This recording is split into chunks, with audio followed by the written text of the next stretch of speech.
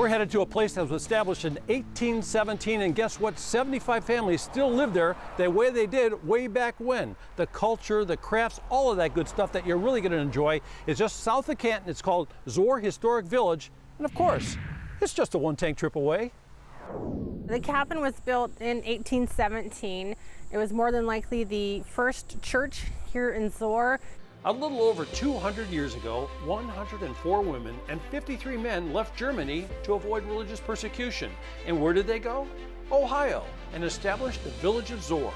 Finding that it was difficult to make it on their own, they decided that working together was the best way to become a prosperous village. And it lasted as one of America's longest lasting communal settlements. As if frozen in time, unbelievably, much of the village still exists today. Even the hotel has been preserved. Several of the village's original homes are now bed and breakfasts, and this is where visitors are welcome to stay. We are in front of the number 1 house today. It was originally built to house the seniors of the village. The seniors didn't want to leave their households, so it became the home of the trustees. There was one trustee and his family that lived per floor. One of the most popular attractions is the incredible garden located right in the middle of town, and everything has meaning. The center tree represents Christ, and the 7 smaller trees surrounding it represent his disciples. Many of the plants today were plants original to the garden as planted by the Society of Separatists.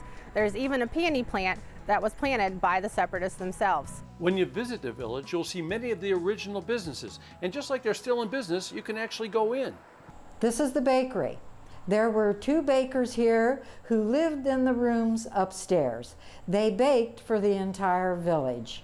Every day, somebody from each family would come from their home with their bread cloth, which was numbered, and he would give them the right amount of bread that they would then take home.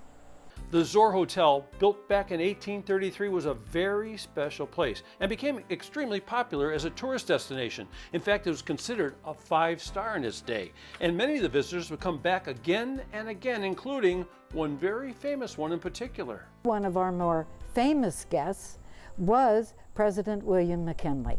He actually loved to come here, would stay here, let them know when he was coming, and had rooms on the 2nd floor. There was a lot more to see than I expected. I thought it might just be 1 or 2 buildings. There were, I think, a half dozen that we looked in, a very extensive garden. It's just beautiful. So the garden was gorgeous. That alone, I think, would be worth it, even if you weren't a big history person. And the best part is, it's just a one-tank trip. David Moss, Fox 8 News.